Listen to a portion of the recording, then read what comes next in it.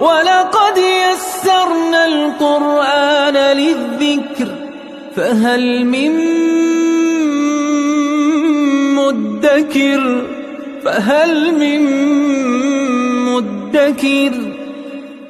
اعوذ باللہ من الشیطان الرجیم بسم اللہ الرحمن الرحیم الحمد للہ رب العالمین وصلی اللہ علی سیدنا و نبینا ابی القاسم المصطفى محمد وعلی آلہ الطیبین الطاہرین المعصومین اما بعد اعوذ باللہ من الشیطان الرجیم بسم اللہ الرحمن الرحیم وَإِذَا طَلَّقْتُمُ النِّسَاءَ فَبَلَغْنَ أَجَلَهُنَّ فَأَمْسِكُوهُنَّ بِمَعْرُوفٍ أَوْ سَرِّحُوهُنَّ بِمَعْرُوفٍ وَلَا تُمْسِكُوهُنَّ ضِرَارًا لِتَعْتَدُوا فَمَنْ يَفْعَلْ ذَلِكَ فَقَدْ ظَلَمَ نَفْسَهُ وَلَا تَتَّخِذُوا آيَاتِ اللَّهِ هُزُوًا وَاذْكُرُوا نِعْمَةَ اللَّهِ عَلَيْكُمْ وَمَا أَنزَلَ عَلَيْكُم مِّنَ الْكِتَابِ وَالْحِكْمَةِ يَعِظُكُم بِهِ وَاتَّقُوا اللَّهَ وَاعْلَمُوا أَنَّ اللَّهَ بِكُلِّ شَيْءٍ عَلِيمٌ صدق اللہ العلی العظیم۔ جیسا کہ پہلی آیات میں پروردگار عالم نے میاں بیوی کے مسائل میں ایک اہم مسئلہ جو طلاق کا مسئلہ ہے اس کے احکامات کو بیان فرمایا۔ طلاق کے بعد عدت کے مسائل،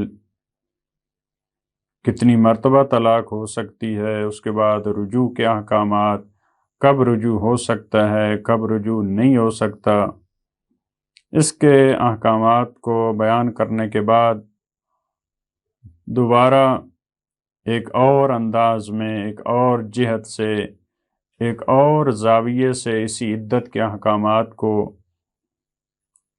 اور فقہی احکامات کو اخلاقی احکامات کے ساتھ ملا کے بیان کیا۔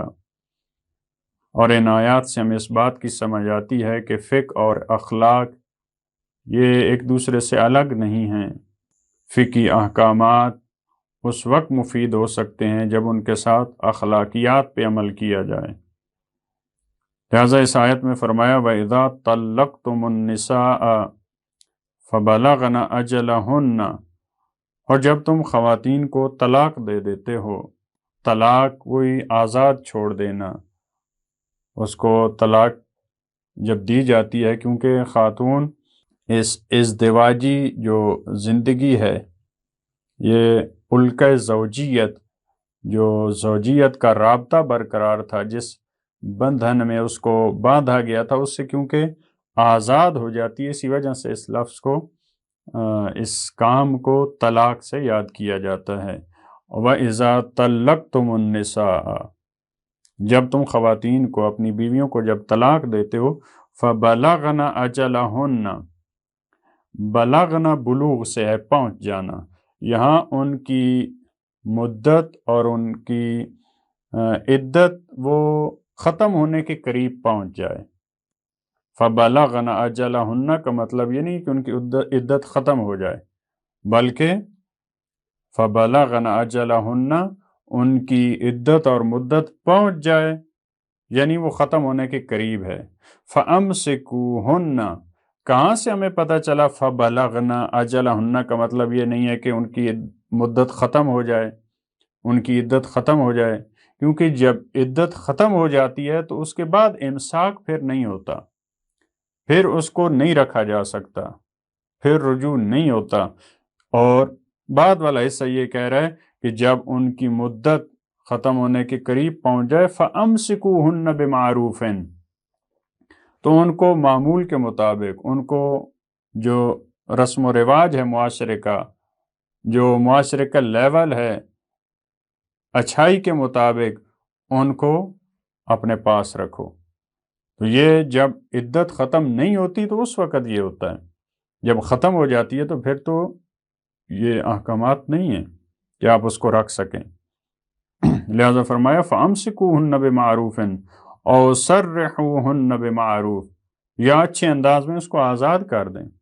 جب آپ ان کی عدت قریب پہنچ چکی ہے، ختم ہونے والی ہے، آپ یا اچھے انداز میں ان کو رکھ سکتے ہیں یا اچھے انداز میں، جیسا کہ وہاں احسان کا لفظ استعمال تھا، یہاں پہ معروف کا لفظ۔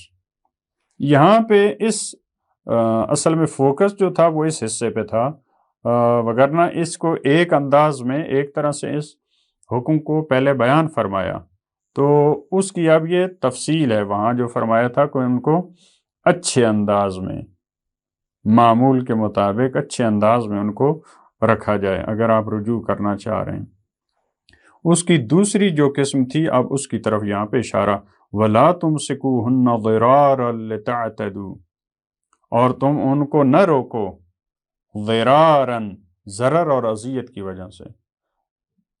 بعض ممکن ہے اس کو رجوع کر رہے ہوں، بعض دفعہ یہ بھی ہوتا ہے کہ جب انہوں نے طلاق دے دی، یہ عدت کے ایام چل رہے ہیں، ممکن ہے وہ اپنی بیوی کی طرف سے بعض افراد ان کو خبریں پہنچائے، کچھ انہوں نے ایسی باتیں سنی ہوں، ان کا ارادہ فقط اذیت کا ہو، اس کو ضرر دینے کا ارادہ ہو، اس کو تکلیف دینا چاہتے ہیں، لہٰذا اس وجہ سے ممکن ہے رجوع کریں۔ لہٰذا قرآن کریم نے روکا اس بات سے، وَلَا تُمْسِكُوهُنَّ ضِرَارًا لِتَعْتَدُوا، اور تم ان کو اس وجہ سے نہ روکو کہ تم ان کو تکلیف پہنچاؤ، تم ان کو ضرر پہنچاؤ، لِتَعْتَدُوا، تاکہ تم اس ذریعے سے تجاوز کرو، اللہ کی حدود کو کراس کرو۔ اس مقصد کے تحت تم خواتین کو نہیں رکھ سکتے۔ تمہارا جو رجوع کا ہدف اور مقصد ہے وہ معروف ہونا چاہیے۔ اگر تمہارا اللہ کی حدود کو قائم کرنے کا ارادہ ہے، تمہارا یہ خیال ہے، تو پھر آپ ان کو رکھ سکتے ہو، پھر آپ رجوع کر سکتے ہو۔ ضرر کی تو اسلام نے اجازت نہیں دی، نہ کہ فقط میاں بیوی کے مسائل میں، کسی اور مسئلے میں بھی اسلام نے اجازت نہیں دی کہ آپ کسی کو ضرر پہنچا سکیں۔ لہذا اس کی نفی ہے، قرآن کریم نے اور شریعت نے نفی کی ہے، وَمَن يَفْعَلْ ذَلِكَ فَقَدْ ظَلَمَ نَفْسَهُ، اور جو یہ کام انجام دیتا ہے تکلیف کی خاطر، اذیت دینے کی خاطر رجوع کرتا ہے اور اپنی بیوی کو واپس بلاتا ہے، تو یہ فقط اس کو اذیت نہیں دے رہا، یہ اپنے نفس پہ ظلم کر رہا ہے۔ ظالم ہے یہ شخص قرآن کی نگاہ میں، جو اس وجہ سے رجوع کرتا ہے، جو اس وجہ سے طلاق نہیں دے رہا کہ میں اس کو اذیت دوں، میں اس کو تکلیف دوں۔ یہ فقط تم اسے تکلیف نہیں دے رہے ہو، تم اپنے نفس پہ ظلم کر رہے ہو۔ وَلَا تَتَّخِذُوا آیَاتِ اللَّهِ هُزُوًا، اور اللہ کی آیات کا مذاق نہ اڑاؤ۔ پروردگار عالم نے اللہ کی آیات یہاں یعنی خدائی احکامات، پروردگار عالم نے یہ احکامات بیان کیے ہیں تو تمہاری تفریح کے لیے بیان نہیں کیے، تمہارے تکلیف دینے کے لیے پروردگار نے یہ احکامات وضع نہیں کیے۔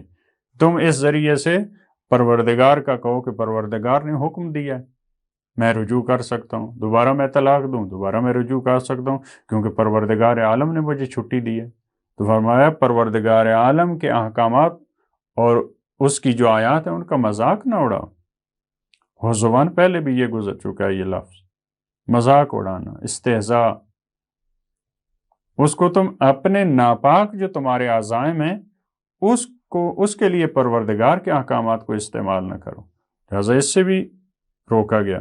وَاذْكُرُوا نِعْمَةَ اللَّهِ عَلَيْكُمْ، اور اس اللہ کی نعمت کو یاد کرو جو اس نے تمہیں عطا کی۔ یہ شادی، یہ بیوی، یہ اللہ کی نعمت تھی، یہ پروردگار کی نعمت تھی، اس نے تمہارے درمیان مودت اور رحمت قرار دیا۔ پہلے تم ایک دوسرے سے آشنا نہیں تھے، جانتے نہیں تھے ایک دوسرے کو، جب یہ رابطہ برقرار ہوا، جب یہ عقد ہوا تم دونوں کے درمیان، تو پروردگار عالم نے تمہارے درمیان یہ محبت کا اور مودت کا رشتہ قائم کیا۔ اس نے تم کو ایک دوسرے کے لیے سکون اور آرام اور سکون کا باعث قرار دیا۔ تم پروردگار، یہ بھی ہو سکتا ہے، اور پورے احکامات بھی ایک الہی نعمت ہے، پورا دین یہ بھی ایک الہی نعمت ہے، چاہے پورا دین یا اس کے کچھ احکام، یہ اللہ کی نعمت ہے، اس کو یاد کرو۔ وَمَا أَنزَلَ عَلَيْكُم مِّنَ الْكِتَابِ، اور اس چیز کو یاد کرو جو اس نے تم پہ نازل کی کتاب میں سے۔ جو احکامات اس نے تم پہ نازل کیے، جو قرآن نازل کیا، جو قرآنی احکامات نازل کیے، والحکمت، اور جو حکمت نازل کی، جو ان احکامات کے فلسفے کو بیان کیا، اس کی علت کو بیان کیا، یا بعض مفسرین نے کہا کتاب یعنی ظاہری احکامات، اور حکمت اس شریعت کا جو باطن ہے، یعنی ظاہری احکامات، باطنی احکامات جتنے پروردگار عالم نے تمہارے لیے بیان کیے ہیں، ان کو یاد کرو۔ یہ ساری چیزیں کس لیے بیان کی ہیں؟ یعظکم بہ، تاکہ وہ نصیحت کرے تمہیں واعظ و نصیحت کرے ان چیزوں کے ذریعے، ان احکامات کے ذریعے، اس کتاب کے ذریعے، حکمت کے ذریعے۔ پروردگار چاہتا ہے کہ تم نصیحت لو اس سے۔ واتقوا اللہ، اور اللہ سے ڈرو، تقوی الہی اختیار کرو، خدا کی نافرمانی سے بچو۔ یہ تقوی الہی اب کن مسائل میں؟ ازدواجی مسائل میں ہے، جیسا کہ پہلے گزرا، سیاسی مسائل میں بھی تقوی الہی ضروری ہے، اور جو انتظامی اور عسکری مسائل ہیں ان میں بھی تقوی الہی ضروری ہے۔ ازدواجی مسائل، ازدواجی زندگی، اس میں بھی واتقوا اللہ واعلموا، اور تم جانو ان اللہ بکل شیء علیم، اللہ ہر چیز کا جاننے والا ہے، اس کو بہترین انداز میں وہ جاننے والا ہے، بڑی باریک بینی سے جاننے والا ہے۔ تو ممکن ہے بعض دفعہ کیوں یہ لفظ استعمال کیا، ہر چیز کا جاننے والا ہے؟